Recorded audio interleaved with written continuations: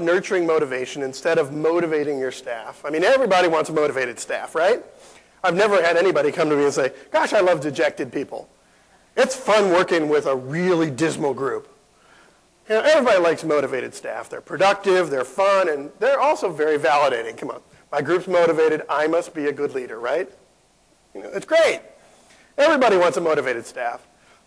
So the question then is, well, how do you motivate a bunch of geeks? So I kind of had to strip this one down to bare wires to really make any sense out of it. And so I had to go back and ask the question, well, what motivates anyone to go to work at all? I mean, let's be honest. Why do we bother going to work? And so I started doing some research, and there's a whole branch of industrial psychology, which I will really somewhat oversimplify, but they've come up with the idea that there's really only two categories of sources of motivation to go to work. One is called intrinsic motivators, and the other is called extrinsic motivators. Have you heard of this before?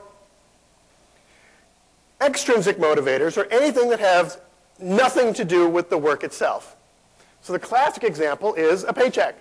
I come to work Monday through Friday because on Friday you give me a paycheck. It does not matter in the least what you give me, what to do during the week. It has nothing to do with it. It's the paycheck I'm after. Classic extrinsic motivator. Intrinsic motivators are exactly the opposite. Things that are inextricably linked to the work itself. Things that cannot be extracted from the work. So the question then is, well, what motivates people to be creative? And believe it or not, there's a professor at the Harvard Business School who studies this question. And again, to somewhat oversimplify her results, her name is Teresa Amiable, and she has come up with the idea that people are motivated to be creative primarily by intrinsic motivators and not extrinsic motivators. So in other words, if I stood here, held a $10 bill, and said, whoever writes me the best limerick in the next 5 minutes gets a $10 bill, I have likely not created a process for getting a Pulitzer Prize winning limerick. I have mostly created a process for engaging your mind in a $10 bill. So let's put these two pieces of information together. Intrinsic motivation makes geeks productive. Extrinsic motivation is all we got. What can you do to motivate geeks?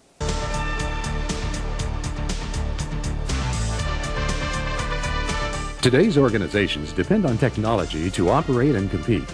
And with that technology comes a new breed of employee. Geeks.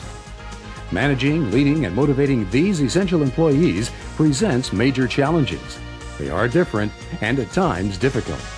Paul Glen is an internationally recognized authority on the management of technical groups and teams. He is a keynote speaker, award-winning author, consultant, and columnist.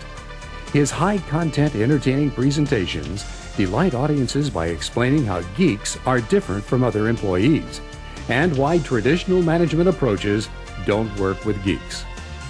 He is a columnist for Computerworld, and his writings are frequently syndicated in publications on 4 continents. His most recent book, Leading Geeks: How to Manage and Lead People Who Deliver Technology, won several prestigious awards, including the Financial Times Germany International Book Prize. Paul Glen. He is a founding principal now of C2 Consulting. He specializes in leadership and management issues. And in his background, he's got a whole lot of science and math experience and degrees, including an MBA from Northwestern. Please welcome Paul Glen. There you go. Have fun. So anyone here ever been involved in a project that, let's just say, turned out suboptimally? Or perhaps a better question might be, has anyone here not been in a project disaster? At least those of us who are honest with ourselves, most of us appreciate that it happens to the best of us. And the reason I'm asking this is I'd like to ask you to think for a moment, just to reflect back on your last disaster project. And think about what it was like. Remember the experience, who was on it, where you were, the kind of people that were involved, and what it just felt like to be on that project. And I'm not trying to just make you feel bad. There is a purpose to this, which is we're going to reflect back on it as we go through the presentation. We welcome you to the program this morning. Well, thank you. Are you a geek? Absolutely. Okay. And so it's not necessarily a derogatory term to call somebody a geek? I don't think so, but nobody's complained to me about it. Why is it different to manage a group of high-tech computer people than other groups? Well, there's really 3 reasons. First is that geeks just are different than other people. The second is that their work is really highly abstract and fundamentally different than most sorts of work. And finally, power is completely useless when it comes to geeks.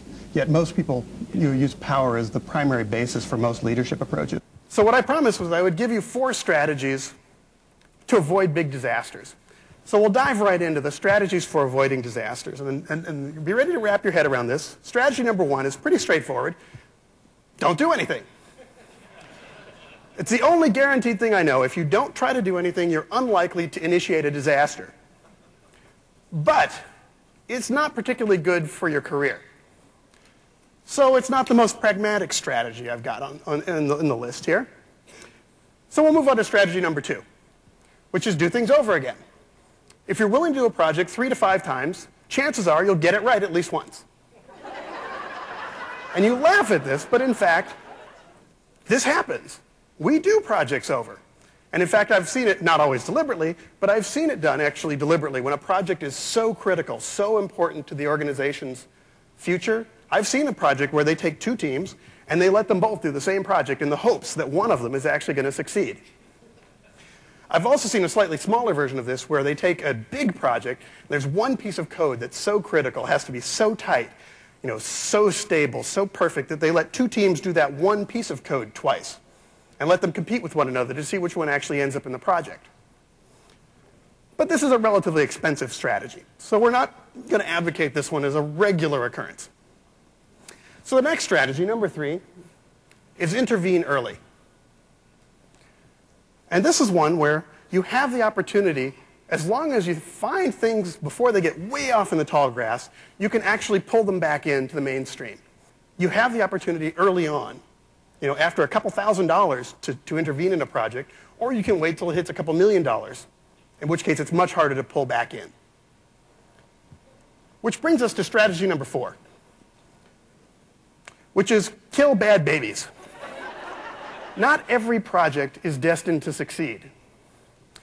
The key here is to know which ones to kill and to take them out back and shoot them when they're young. You have to be willing to accept small disasters to avoid big disasters. So for this project I was just talking about, I wasn't sure whether we were really going to cancel the project or not, but we had to be willing to do it. We had to be willing to take it out back and put it out of its misery before we spent all $3 million or whatever it was going to be. Despite the layoffs we seem to report almost every day, the IT, information technology sector remains an important part of the economy. At least 10 million people are in the technology workforce.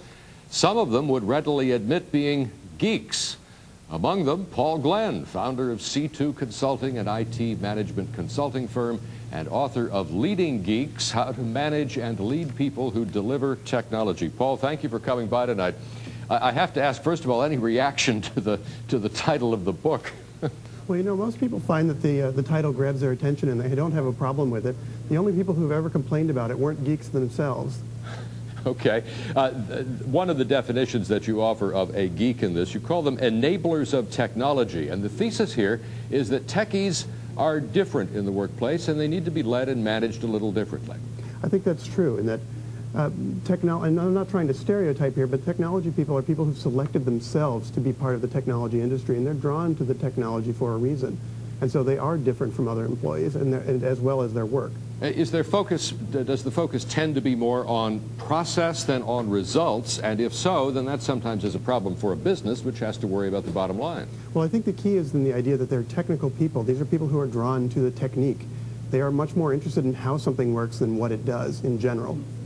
Paul is the founder of C2 Consulting and has served as an adjunct faculty member in MBA programs at the University of Southern California and Loyola Marymount University. His recent clients include